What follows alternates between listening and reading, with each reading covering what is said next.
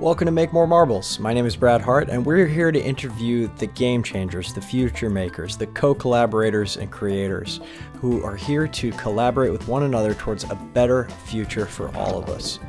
Enjoy the show. We've got a great guest coming up for you right now. Welcome to Make More Marbles. My name is Brad Hart, and today I am joined by Guy Ferdman. What's up, Guy? What's up, What's my happening, brother? What's happening, brother? If you're gonna forget it, you can forget it too. He brings the fire. I love it. He brings the energy. You should have seen my He's a cat. marble It's like, maker. pew! Yeah, your cat. Oh my God. My cat's like, okay, Dad, ease up. Usually you're pretty mellow. Kitties love me, but I have the kitty sniffles. So like the thing about cats and people who behave like cats, which is, another thing, is that when you ignore them, they come closer to you. So like I ignore them because I'm allergic, and then they come and they nuzzle me and all that stuff. Dogs, I love dogs. I don't hate cats. I don't dislike cats. I just can't be around them because I'm miserable for the next 2 days. Yeah. So true about them though. They will always find the one allergic person and walk right up to them. They know it. They always know. I don't know what it is. All right, Guy. Tell me about Satori Prime. What's that all about? Oh, baby. Yeah. Well, let me take you back a little bit further first. Yes, the hero's journey. Go. Love it. Yeah. We'll make it. Dance. I got the Tom Cruise couch. I'm ready. Let's do it. Hey, this is the first for me. There's a guy interviewing me, and he's just all over the place. I'm his Katie, whatever her last name was. So I was, like most people, just going through hardship. Like you said, zero to hero story. But from like 12 to 19, I was depressed, suicidal, all the fun things that nobody really wants to look at or deal with. And now, being way on the opposite side of it, I'm super appreciative of that time in my life. It's given me a great deal of contrast and empathy, sympathy, and experiences from being someone who is, ready to lay with bedrock to being where I am today in life. 19 years old, I go into the Landmark Forum, if you know what that is. Oh, yeah.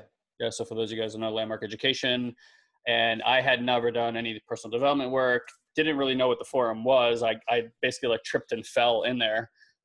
Nearly accidentally. And when I got in there and they started talking about what it is, I'm like, this is stupid and hokey. But I was desperate and was desperate for change. After 7 years of doing that to yourself, I was desperate. So for those who have gone through the forum, you know what happened Sunday night. But Saturday night, I'm walking back. I was still in school in Boston. And I had this long walk back from Quincy Market all the way back to downtown. And I had this thought from something they said over there, which was they had done this beautiful distinction of how the mind seamlessly creates stories and we're not really dealing with reality. So I'm having this what happened story kind of distinction on my left and right shoulder, and specifically around a death that I watched of this guy died that was really close to me when I was 13 years old. And I remembered a decision that I made in that moment. I won't go into the whole story, but let's say I started walking down these stairs, and in a split second, I had realized that I had created a story when this individual died, and that had been driving. It probably wasn't the source of what happened, but it had catalyzed this experience for about 6 years. And I saw in the moment that I can either indulge in the story or I can release it and find out who the I am, because that story had determined who I am. And I literally remember walking about halfway down those stairs to the subway, right foot gets off the one stair. By the time it hits the next stair, completely different human being, just black and white, just had and the reason I said all this is because that's why we call the company Satori Prime, because if you guys know what Satori means, it means a moment of enlightenment. And for me, that was a sudden, very sudden moment of enlightenment from the weight of the world on my shoulders to literally floating over the ground. Because the moment I released that story, my physiology started changing, and I was vibrating at a different frequency, and it was immediately evident to me. So the reason I'm telling you all this is that happened at 19, and from the moment that happened, I was so taken by the experience that I started immediately envisioning and imagining a world where we got to induce these experiences for people, and these sudden enlightenment experiences.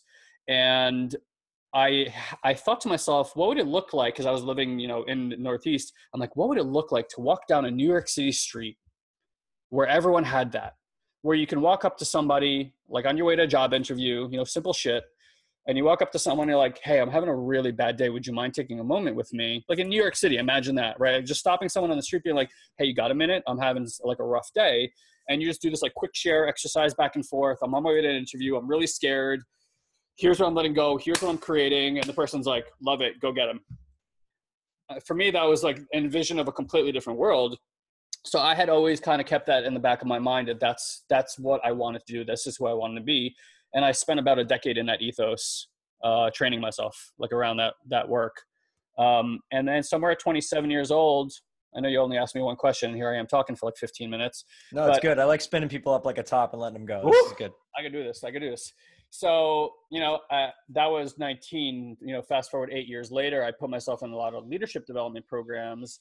And and the one thing I never thought that would happen is I would become someone who thought of themselves as a leader.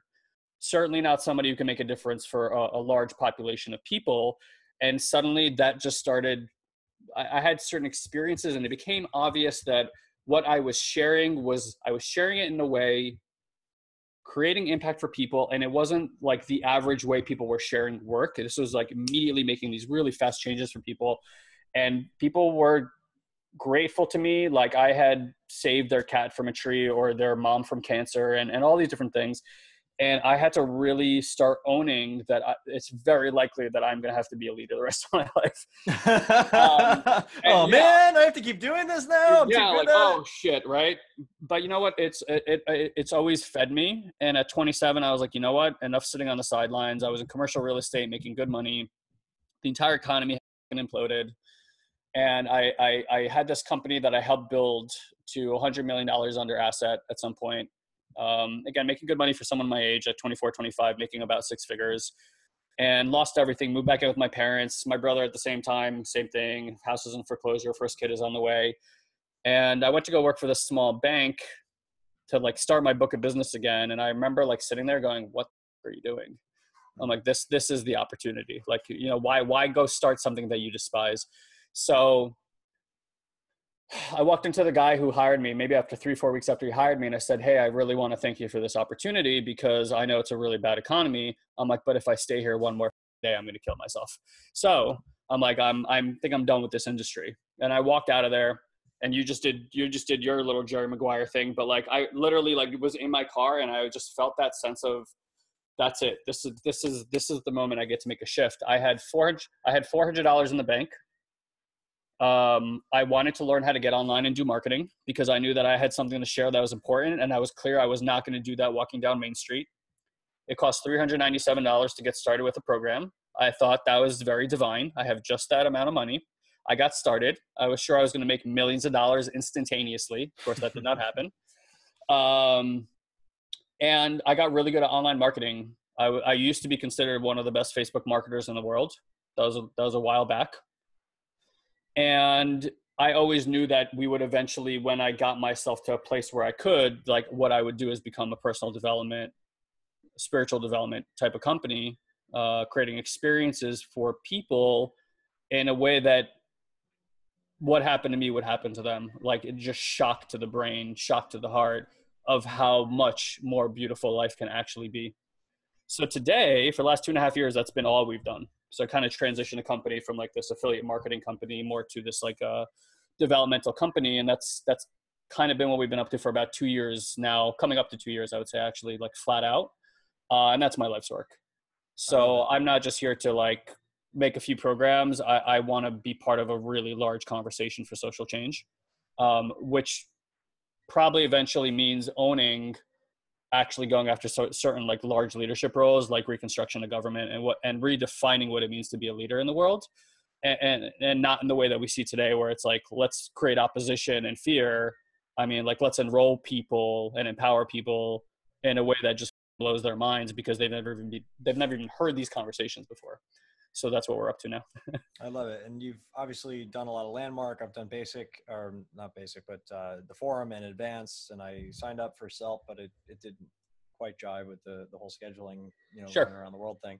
But what are some of the other personal development routes you've gone down, if any, and what do you recommend for other people to check out? Yeah, I've run the gamut. I've worked with shamans a lot over the last 4 years. I probably have about 40 ayahuasca experiences under my belt. Iboga, combo, you name it. I probably tried it. And not for any other reason really than to tell people that, hey, this is a good resource for you at this time, if you feel called to it. So I've done a lot of the ethereal stuff. I've sat in silent meditation for 10 days at a time. Um, Breath work, like really anything in between, all sorts of developmental programs, NLP, well read, late into my life, I would say. By the way, can you hear the background noise or it's okay? A little bit, but Okay, I can ask her to cut that out. Are you going to edit this? no. Okay, fuck it. Then it's going to be in there now. Yep. Um, It's in the blockchain. it's in the blockchain, guys. Yeah, so, I mean, what would I recommend? Look, so we live in Southern California. And as you know, this is like the fem energy, right? New York City is like the masculine energy. So Are you when from New York, by the way? I grew up in New York. I'm a New Yorker, yeah. Like Yeah, Manhattan, okay. like I grew up 15 minutes outside of Manhattan. Okay, great. Israeli background, so like directness is kind of my thing. Yeah. So when I came out here, look, there's a lot of really, really good work happening in Southern California. And it's very much based in body and heart work. And that's beautiful and amazing. Except what I find out here is people don't know how to produce. Mm. So, and it's because their mind is telling them a lot of stories and they can't seem to quite, hey love, can I ask you to actually tell her to shut that down? Can you actually ask her to shut that down? Yeah, please. Sorry about that, guys. Welcome to life. Yeah, so, when I came out here, one of the things I just started seeing is that people don't know how to implement very well. And then the East Coast, like people are really good at producing, but they're not in their bodies at all. And they're speaking from their mind and there's not a lot of heart connection. So my question has been like, how do we connect those two realms so that it's functional for people, that they're not like, hey, I'm this artist, I'm this spiritual guru, I got to sit on top of the mountain. It's like, no, you get to be the spiritual guru, the artist, and make $1 billion if you want to do it. And those don't live, thank you. And those don't live in contrast with one another, right? So they can live together, they can coexist together, and there's nothing not spiritual about living in abundance. I think that's just crazy to me that so many artists and spiritual people don't live in a life in abundance. So right now, like my work is, okay, if your mind isn't handled, like I might talk to you, right? I'll ask you a few questions about your life. We'll see how you're doing. But it's like, if I went to go take dance classes for the first time and I want to learn how to salsa and I go to a salsa professional, they're going to be like, all right, show me what you got. Now, if I suck at salsa, they're probably going to start with counting the steps. 1, 2, 3, 4, 1, 2, 3, 4. I'm going to be looking at my feet, all in my head about it. But eventually I do enough of it. I'm going to stop counting. Eventually I'm going to do enough of it. I'll be looking at my partner's eyes and eventually I'll dance the salsa, but I'm not going to dance the salsa like anybody else dances the salsa. I'm going to dance the salsa the way Guy dances the salsa. For me, that's how personal development is too. There's no one size fits all and everybody's going to dance it their own way. So the best thing I can do is not really tell you what's the best thing to do out there, what's the latest and hottest. It's let me talk to you and figure out how you dance. Okay. If your mind is in the way of you moving your body the way that you want it to move, because you don't know how to be purely self-expressed and stopping you. All right, well, let's handle the mind. Once I know you have good competency, that you're not telling yourself stories that are, locking you down. Great. Now let's get you into the body. Let me show you how to visualize and then take that vibrational frequency and match it in the body. So your subconscious is working for you. And that's kind of the work that we do these days. Yeah, it's beautiful, and it harkens back to a lot of what Tony Robbins teaches, best peak performance coach in the world, right? You can get something intellectually, but until you get it in your body, until you wire and fire it enough with emotion, until it's a habit, then you don't even have to think about it. It's not really your habit, and your habits ultimately create your reality, right? And what I'm noticing more and more, and I share a lot of what you said, I believe a lot of what you said, as far as coming from New York, being a producer, having to make it in that city, and what that makes you become versus, living in your head, you're dead. My name is Hart, by the way, and I'm always reminded that I'm living in my head. And, God has a little nice touch every once in a while. It just hurts me massively just because I'm in my head for whatever reason. And I get to relearn that lesson. But, coming out here to California has been a different type of animal. And it is that heart-centered place. And that's mellowed me out quite a bit. I've been here almost 5 years with some bouncing around the world in between. And noticing just that the things that people value here And then ultimately the things that they value become their beliefs and become their thoughts and become, the things that they say, the things that they do, and become their habits and become their reality. They seem to have this dissonance between, okay, what is the thing I'm envisioning or manifesting or attracting? And the law of attraction is important, but it means nothing if you don't get up off your ass and take action, right? So what are some of the ways you've shocked people into having these Satori Prime moments? And can you give us a few examples that are really specific and considerate to those people? Because I think that's, if I'm getting it right, if I'm understanding what you're saying, is what you're all about, is what's the right thing for you right now? Yeah, I mean, well, do you want to give me a specific example and I can maybe walk you through it? So I actually want to challenge one preconception here. And it's been like, I sit, and part of what I do is my mind seems to be extremely, like, I'm a very efficiency driven person. My mind seems to be gifted at observing, sampling things that are happening in society and noticing broken models, right? That so many people are acting on, that they're getting a consistent result, and the consistent results have nothing to do with what they actually want. So I'm looking at, well, if that model is broke, what's the point of view in a new model that we get to create, whether it's in communication, whether it's in how we start processing emotions, stuff like that, that can drastically alter our experience, not only of ourselves, but how we interact with one another. So I know that's a big mouthful, but one of the things I do want to challenge is that in personal development, there has been this really big emphasis, including Tony and everybody else, and I'm guilty of it as anybody, emphasizing state change. Right? Like a huge emphasis and curiosity around just constantly changing state. Now, ultimately though, what I see as the shadow part of that is that people use transformation, and I hope I say this in the way that's usable, and if not, I'll say it in a different way, is that once we state change, we become righteous about our transformation. But we judge the way that we were before as if that was worse than the way that we are now. And I would say that that's not transformation, that's convergence. A butterfly doesn't become a butterfly, then look at caterpillars and go, haha, right? It's like seamlessly going through this process. And what it's doing is it's accepting both of its metamorphoses, right? And I think that's kind of where we're at right now, where I see a lot of people are challenged. They are having the experiences, they are having those mental state changes. And you know this as well as I do. People go to events, they feel like they can take on the world. I can take on the world. 2 days later, I'm not going to take on the world, right? Like, I'm not going to do that. and by the way, I can scientifically explain why that phenomenon happens to people and why they don't actually have sustainable transformation and what a lot of people are leaving out. So here's what I want to challenge. That I think there's, like anything else, if you read Robert Greene's Mastery, fantastic book, and if you're an entrepreneur and you read that, the first hour of that book, and that book does not light your hair on fire, you are not supposed to be an entrepreneur, basically. So he has this thing that it's about, he's trying to explain the process of biological mastery, and it starts with being a student, then a practitioner, then a master, and the whole idea of actually 10,000 hours comes from actually 7 years of being mentored by somebody. And if you break down about 7 years, it breaks down to about 10,000 hours. So I think when we look at spiritual development, what we're saying is I'm taking on a certain level of awareness mastery, right? And that means there's a certain way that you're going to be as a student, a certain way you're going to be as a practitioner, and then a certain way you're going to be as a master. So here's what I want to kind of offer, is that at the first level, most people are so afraid of taking action at all, that they're going to be judged, how people are going to think about them, how they're going to feel about themselves, and a relationship to failure, relationship to fear. You got to deal with all that stuff, right? So then there's like, all right, well, let me deal with those mental constructs so that I can start taking action and see that it's safe enough to take it. Now let me see what happens. All right, you work your way up the chain. Eventually you get to a point where you're like super empowered. You're just really good at taking action. You visualize, you take action. You visualize, you take action. These are the entrepreneurs that are probably creating 7-8 figures in their business, but they're not at the top echelon. And then for me, where my discovery has been this last year is, okay, one of the models that I see that I think philosophically we need to look at and say, hey, is this what we're about? Is that as a planet, I think that we have a very positive conversation around resiliency. So if you're resilient, that's good. We do this with veterans all the time. Oh, you survived war? Let's clap.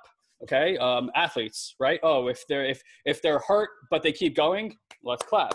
There's this whole like society of resiliency. We all have been through this. It's like New York City is nothing else except for one giant resilient And if you've never been on a New York City subway, and if you have been, then you know this to be true, everybody's having a who's more miserable contest on there. Who can look more miserable? Being like, this city is harder on me than it is on you. That's kind of the ethos on the subway. It's kind of ethos of the entire city. Now, isn't that interesting that we're valuing resiliency and then we're completely displacing pleasure? And we don't look at pleasure as a thing to constantly be like, well, how do I get to receive more pleasure? And I would say that this is a symptom of what the egoic mind is doing in terms of how we're actually training the egoic mind. So, and I know I'm not answering your questions, but I hope that this is answering your question anyway. Because one of the things we're telling the mind is focus on survival, focus on resiliency. But one of the things that we really suck at as a society is feeling. So like as a child, you're saying, boys don't cry. We don't talk about this in this family, right? And all those different little cliches that we've heard growing up are the reasons we don't allow ourselves to feel certain things. So if you think about what's going on in your subconscious, and really the only thing that matters is your subconscious. Because like, fine, your conscious mind is here, but like 95% of this operating system is happening outside of your realm of even your ability to even think it, which means it's not happening in the language of words. It's happening in the, not even the language of emotion. It's happening in the language of sensation inside of you. So when you're saying, I don't want to have that emotion, and you push it back down, what you're telling your subconscious part of yourself is, I'm not worthy of feeling this thing. But what the subconscious hears is, I'm not worthy. And then you say, I want $1 million. And your subconscious goes, but you're not worthy. You've been telling me that for 30 years. You go, well, I want the relationship of my dreams. And your subconscious goes, that's cool. But guess what? You've been telling me you're not worthy for 30 years. So there's a frequency to worthiness and a vibration sensation to worthiness. So I think at the mastery level, going back to that idea, if the true creation is your ability to sit where you are, Brad, in that room, in a couch, wherever it is, visualize, vibrate, like teach your body how to vibrate as if it's already happened, like feel the feelings as if it's already happened, and trust in God and faith and whatever you want to call it, the eternal consciousness, whatever. I don't care how you call it, the universe, whatever makes you feel comfortable, that you can connect to a spirit larger than yourself and say, hey, here's what I'm creating. So my mind's creating it. I'm going to show you how to pinpoint it back to me in the best possible way that it can come by vibrating it with my body, which gives it a target. And I'm going to trust that you're going to give it back to me. I'm going to release all attachment to how it's going to happen. And then watch what happens in your freaking life. You don't have to pick up a finger to do that. Because we are human beings. We are not human doings. And most of us are still doing being. Mm. Right? So there's like, at least this is what I'm seeing. And there's been an incredible, I mean like palpable, holy shit type of magic happening in my life that's beyond explanation. And it's because I've invested a lot of my personal time in retraining my body on how I want it to vibrate versus what the programming has told it to vibrate to. And for me, I hope, I don't know because I haven't been doing it for forever, is that that's where the mastery is that there actually is no doing. And they kind of talk about that in The Secret, but I don't think most people are there. So that you have to commit to, I'm going to shift my being and then do a lot of action so that I can see that by me state changing and doing things, it does have new results come in my life. It takes something to get to a level of faith where you're just like, all right, go, like just give it to me. However, if you're not worthy and I'm creating something, I'm like, all right, I want my $1 million, but if I don't feel worthy, guess how it is? I can't receive. And I think that's like the next echelon is teaching people how to receive. Because if I can't, like Brad, you could tell me how awesome you are and all the great ways that you are, and you do amazing stuff in your life, I'm sure. And you probably want to be acknowledged for it as much as I do, right? There's a piece of us that just wants that acknowledgement. And then somebody comes up to you like, Brad, brother, you are amazing. I love you. And you're profoundly impacting my life. And we're like, ooh, like you shrink around it. You can't take it. You're like, ugh. And I think there's a conversation back there that says, hey, if you really knew me, you would never say that about me. And then we actually don't share ourselves, so people don't actually really know us because we're afraid if they did, then they wouldn't say stuff like that to us. But notice how you can't receive it, even though you spend most of your life invested in trying to receive it. So it's like, what's the gap there? And I'm interested in those gaps. Yeah, and I've seen this shown up. That's beautiful, by the way, and I'm just taking it all in, receiving it, if you will. I've noticed this show up in my own life, especially in the last 6 months. I moved to Cardiff. We're neighbors, give or take, but I live in front of an energy vortex, and the things that started happening in my life versus, even a year ago, and the rate at which change is happening, and the rate at which things are vibrating and aligning themselves based on the visions that I have, are nothing short of ridiculous. And I have to remind myself constantly just to be like, let it happen. Just stop resisting it. It wants to show up and manifest as fast as you'll allow it to. And just working on that stuff, because that worthiness conversation comes up all the time. Right. And nobody's immune to it until you're, and maybe one day you'll master it and you can report back to us and see what it looks like from the other side of it. But I really loved what you said about that idea of transforming and then judging what you are. And that was really beautiful. And I got a lot out of that as well. And this is the thing, guys, for anybody listening at home, this seems like a conversation between Guy and I, but it's also relevant to everybody's life. Totally. Is until you decide and you draw a line in the sand, and it's not an effort or doing, but until you decide that I am worthy, I am a child of God or creation or co-creator, I'm conscious, I am a being that is worthy of all the things that life has to offer and more. Until that happens, none of it starts showing up. And when it starts to show up a little bit, you subconsciously, the thermostat kicks on and you start to go back to that level. It's too good for me. Yeah.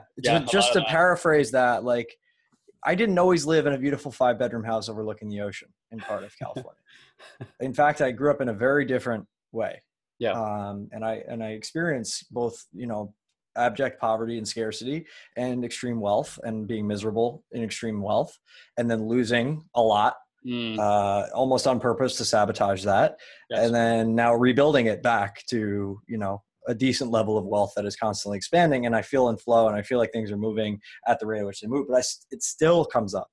And I have to check myself every day and remind myself that, hey, there are the things I've done, and there are the things that I am, the things that we are as humans.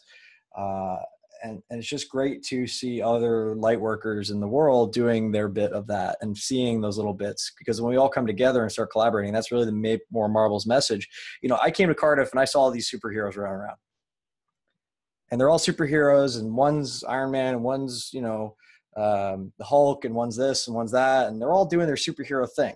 But what I don't see here, and what I'd really love to be for this community, if I could be, is the Nick Fury that comes and says, hey, you were all Avengers this whole time, and now you just got to get together and do shit together and save the world. Yes.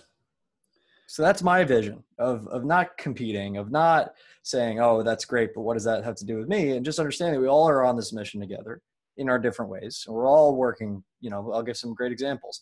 Lexi and Preston, they're killing it in their thing. And Peter Scott, the fearless leader, fighting against fear, and his mentor, Sean Stevenson, fighting against insecurity. What if we all got together and started kind of laying it down on each other more and getting and pushing in that direction? What could we do as the exponential combination of all of our collaboration? And how many marbles could we freaking make instead of being the hungry hippos and grabbing for all the marbles? I couldn't agree more, man. Yeah, like the X-Men School for the Gifted has definitely been a conversation that I've had with many people.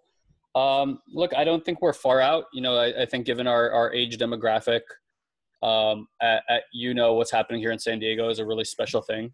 There's like a beacon that seems to just be popping out, and like it's crazy, because if you get it, you just get it. You don't know why you're coming here. You just kind of show up here. And then you suddenly realize once you get here, like, oh, I got it, and it's not even about my people. It's about the people doing the work. Like, I think give us 10 years, 15 years from now, a lot of the organizations, companies, et cetera, that will be around the world, people are going to ask, where did this get started? And the answer is going to be Encinitas, California. So I think there's a level of maturity, maybe a level of money mastery. And I actually don't mean like accumulation of money. I just mean money mastery as an energy, and really understanding what that is. And I think cryptocurrency has a big part to play. Huge. And just freeing us from the mentality of how it's been. It's a different kind of measurement. As democratize money. Wow. I mean, like, none of us can anticipate what that's going to do to our society. People can I have ideas. I'm sure you do, and I would love to hear them. I don't know. Like, I don't know enough about it. I'm, you know, a speculative investor like the rest of us at this point in time. But I'm more interested in what the blockchain technology is going to allow for. Mm-hmm. And anyway, so the bottom line is, I agree with you. I'm part of some pretty awesome organizations, you know, like networking groups that we do some cool shit around the planet. And I've often thought to myself, like, what if we just pooled resources? What if we stopped doing all these different things and we really got to do the work that was actually important on this planet, which is safety and security for everybody, a redevelopment of education, taking care of Mother Earth would be phenomenal as a priority, and really just coming together as a community without borders, without, you know, I actually think this between cryptocurrency, and I think the moment when the technology comes out that we can in real time translate languages with like an earpiece, yeah, probably be one of the most game-changing. Waverly Labs have something going on with that. It's really there's a few really close right now. Yeah, because like the only thing that creates misunderstanding between cultures is that we misunderstand each other's languages. By the way, also scientifically proven that that's the case. One of my favorite case studies of all time, and I know you didn't ask me a question, but hey, we're gonna jam, right? One of my favorite things of all time is like looking at, well, how is it that humans decipher reality, right? Because there's a way that we're testing what we're saying is reality. Now, just to back up a step here, folks, for those of you who are still engaged in listening, your average human being has 5 best friends throughout an entire lifetime. Okay, 5 best friends plus your family. Now, I want to point out, like, there's a circle up there, and if we took that entire circle and we're like, hey, everything there is to know in the entire universe one could know is in that circle, like, how much does humanity know? If we put a speck on there, that would be doing an injustice. We know way less than that, right? Now, we don't walk around that way. We don't. We walk around like we know everything, and all conviction, which, by the way, kills all the possibility in your life when you do. And so we have 5 best friends, your family members, and you think you have a good view of what the world is like. There's 7.5 billion people.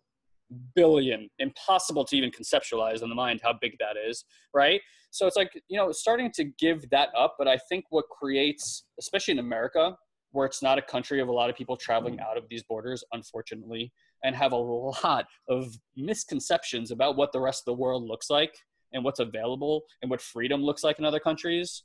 I mean, everyone, you know, and not to put America down, I absolutely love it here, but it's like, you know, we feel like we're like this amazing democracy. There's 92 other democracies on the planet who are doing really, really well too, right? So it's starting to have like a little bit of a wider gaze, but what I speak multiple languages, okay? Like I'm conversational in Russian, I'm fluent in Hebrew, I know English quite well, I hope.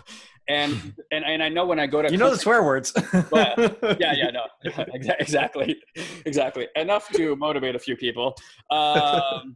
You know, so what I always notice when I go to different countries and what I know from my own cultures, because I did grow up in Israel, my 2 parents are from Russia, one's from Ukraine, one's from Latvia, the very thick Russian accents. And, you know, one thing I've always learned is you don't understand a culture till you speak its language. You just don't, because you don't understand the nuance. So it's like you start making all these assumptions like we make about everybody that you see in the streets, and it drives decision-making and choices that we make in really like fucked up directions. So I hope that in these physical bodies that we're in right now, Brad, that we do get to see a time that there's going to be like a wild escalation in humanity seeing itself as a community, which is why it's good practice to be in San Diego and seeing what even that brings up, that it's not always fluid.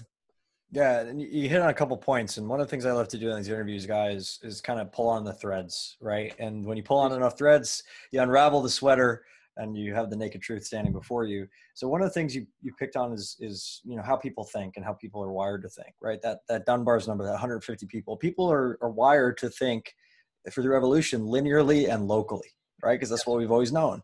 And the new thing is everything is global and exponential, and increasing, and the rate of change is increasing as fast as we possibly can. You know, this supercomputer that lives in my pocket didn't exist 10 years ago. Sure. And that just blows my mind every time I think about that. So, you know, when you add on top of that the average person living today is far wealthier, in fact, than the average billionaire living 150 years ago or whatever, right? The equivalency of that.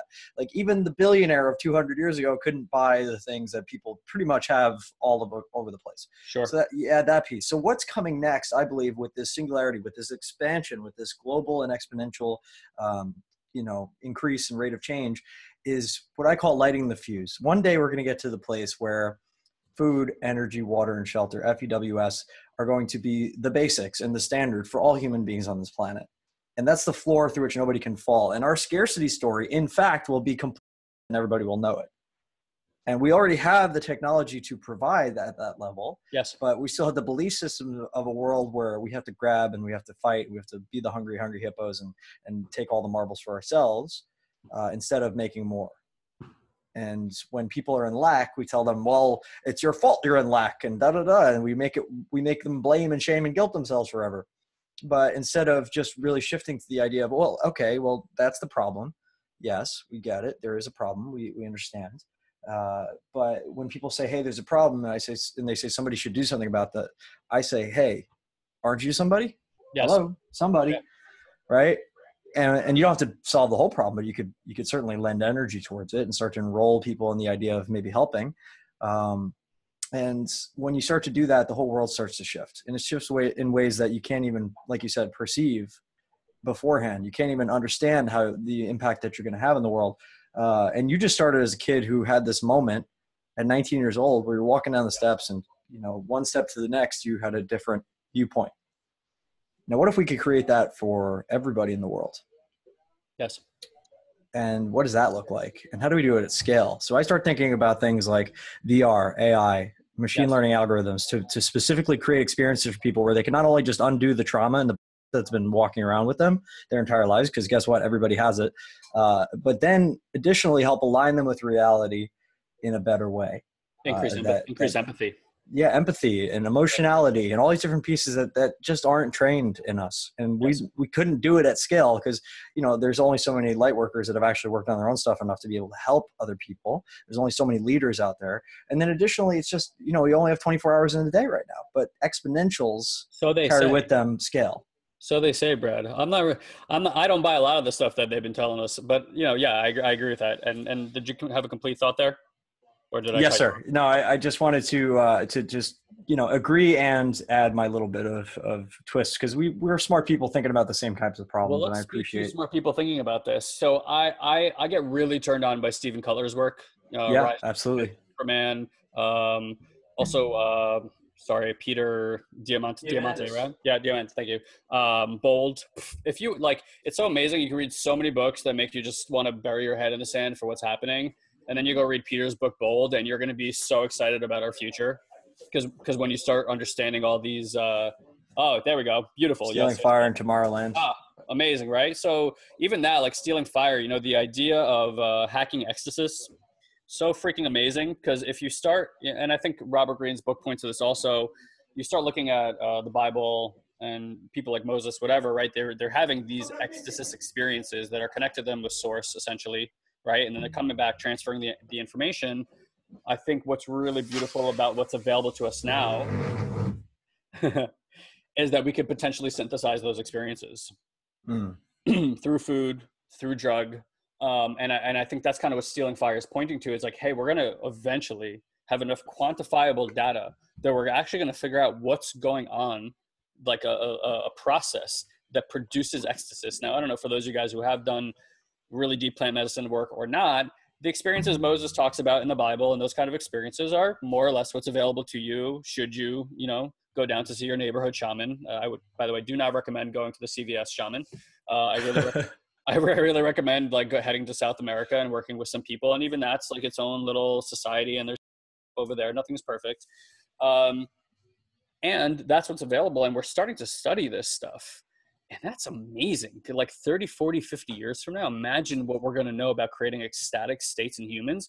If you want to know why we feel connected, how we start sharing information telepathically, how you start receiving information about past lives, future things that are coming, insights that people have had, like books that have been written, movies that have been produced over people who have connected to ecstasy. So you look at our history, And you have the genius people that they've written about in history. I'm sure there has been way many more, but the ones that, you know, history has chosen to write about for whatever reason, oftentimes because they won, you know, like the Mozarts and whatever, the Einsteins and what have you. And you realize when you read about those people that they had something, but it's like a huge misconception I feel like in society is that talent is given, not earned. And Carol Dweck has a book called Mindset. She does a really good job of kind of explaining this. He's got them all. He's got them all. Yeah, right. Exactly. Brilliant book about how to educate yourself properly and the things that stop you, the mental focus that stops you from seeing your true potential. So it's like all this stuff is learned, but look, in those situations, you had somebody who had an early desire for something and then the right resources around them to help them grow into that space. Here's the thing, guys. For anybody who's online and has one of these devices, that's about half the planet right now, guess what? You have those resources too. So whatever it is that you feel inclined to become masterful at, pull that thing that's 5.9 inches or smaller out of your pocket. And I'm not making a Not that one. Put that one away. A sex joke here. People are getting in trouble for those things. But my point is like, for me, this made me a genius. Because I knew what I was inclined and I found what I was passionate about. Most people are still looking for that. And I think there's a lot of value in people helping people to find what they're passionate about. Except the moment you do, the excuses for not having the resources to go be awesome at that thing are in the past. Because I was not a person that would go to the library and do research. But when I have a question, something comes out of my pocket and I start researching like a maniac because I'm so interested in it. And honestly, most of the information you pay for today is free online, including university educations, which are meh, right? And all that stuff. The only reason you want to work with a mentor truly, I don't know what your model is, Brad, or somebody like me, you pay for proximity. Right? Like I more or less offer the same program work at $197 that I do at 25 grand. I just know that if you spend your proximity closer to me, you're probably going to get to work deeper, faster, you know, and you're going to get to where you want to get to with a shorter learning curve. So there's a difference between watching something digitally and being with somebody's energy. It's just what's so. So I'm clear that I get to ask money for my time. That's super valuable to me, by the way, for people to be in my proximity at a level where there are things that took me 15 years of investment, you know, to learn. I mean, just to put something in retrospect to how I look at investment today, I put $250,000 into my personal growth this year. Okay. And I've done 15 years. So, and it's not because I still think it's broken. This is an infinite well of knowledge, right? And there's always something to do. So like, I'm only increasing my investment year over year because it's the one thing that pays back dividends every single time. So like when you come work with someone like Brad, if that's what you have, I'm not sure, or somebody like me, you're not paying for my program. You're paying for 15 years and millions of dollars of investment in so many fields and all these things that are giving me, honestly, a perspective that maybe 1% of the world has. And I'm not saying that from an ego place. We're just living in fear.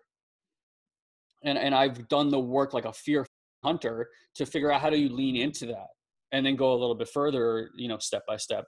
So, you know, that's where I'm standing in right now is like, I want to see a absolute like explosion of genius all over our planet where we're talking about someone like Einstein, where we laughed that there was only one instead of like 3 in your town, you know, something like that. And I do think that's what the potential of our planet right now.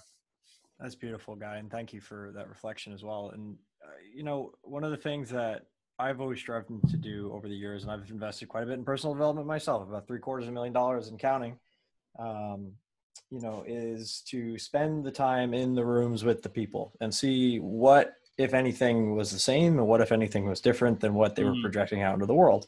And sometimes they say, you know, don't meet your heroes. It's been true. You know, I've met some people that I had one perception of that was entirely wrong, or maybe I caught them on a bad day and who knows. Sure. But then again, there have been people that not only have lived that mission, but when you get into their orbit, it's just magic. Like it's incredible to be around people that manifest at such a high rate. And one of those examples was Richard Branson, who just, when he walks into a room, millions of dollars move around. And it's not a function of him doing anything. It's a function of him being who he is. So it's that level of life happens to us, then life happens for us, then or as us or by us, and then life happens for us, and then ultimately life happens just because of who we are being in the world. And that's a beautiful state that I want to get into. And not judging the ones I've been in before, it was just the levels, Jerry. The levels, right? The levels. It's all about the levels. It's all about the levels, Jerry. I love it. I love you so much. Right now, you have no idea. Yeah. We could do an entire interview and where we just talk about Seinfeld Seinfeld truths quotes. just through Seinfeld lines. I could do that all day with you. Absolutely. Yeah. Yeah. So, Guy, I mean, I'm grateful that you've been on the podcast. I do want to start to transition to a close. We'll maybe do another one, or I can be on your show. I don't know what other podcasting types of stuff you have. You know, it's a funny thing about this neighborhood and this, you know, we're always around each other and seeing each other, but we're never actually dropping in. And this is a beautiful opportunity to do that. I want to continue the conversation. Agreed. But for now, since this is the Make More Marbles podcast, and we're so grateful for you sharing your time and your expertise in the 15-year journey and everything that you've done, and everything that you are, more importantly, what are some of the ways which we can support you? And the way we do that is we call it Seeds and Crops. And CROP stands for connect resources, opportunities, people, and systems together to help you move your mission forward faster. What are some of the ways that we can do that? Yeah. So look, our little mission is to impact 100 million people's lives. Shall I get there? I promise you I'll throw another zero on the end of that. We'll make it 1 billion. Right now, what I can offer your listeners as a resource is we actually have an app on iOS and Android.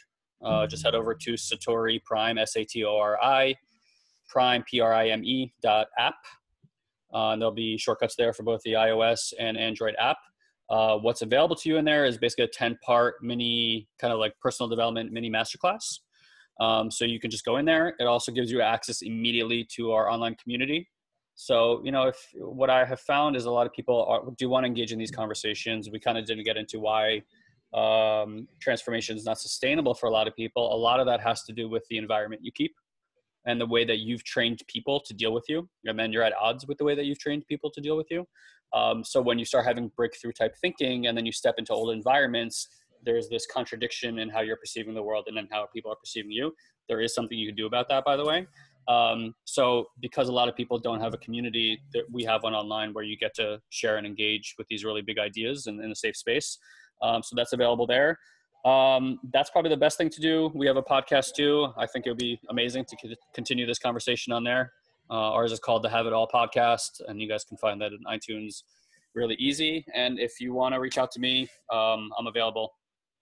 How do people get in touch with you, Guy? What's the best way to do that? Just email me, seriously. I really still to this day invest a lot of my time in personally connecting with people. I think it's crazy not to. And if anything, I think business is moving right back into that. Like like internet, like took us away. Like you do everything behind the scenes. Now it's like, kind of got to get personal. I love being personal. I love knowing about people's lives, what's going on. I'm a whore for acknowledgement. Yeah. And I'll, you know what? I just want to say this really quick because this is like where people get stuck. I think about like, what are the actions I need to do that like creating money would be a byproduct of those actions. So I don't have to focus on the money. One thing I realize is, you know what really matters to me? Like if I get a sale in, I'm like, oh, good, a sale. And I tell my brother's my business partner. I'm like, hey bro, did you see that sale come in? We're like, yeah, high fives. Right. But if I get an acknowledgement, not even from a customer, just like an email, a comment, something that's like, you guys are changing my life. I'm like, bro, did you see that? Yeah. Like, oh my God. Right. The money's nice, but like you alluded to earlier, it's an approximation, the best one we have, of the energy that's being exchanged. Totally. But it's not a 100% map. Like the map's not the territory. It's just what we use right now. That's the okay system that we currently have. And maybe crypto will be better, or maybe this will be better. Totally. But right now it just doesn't map 100% to the energy of gratitude, which is what all that shit is.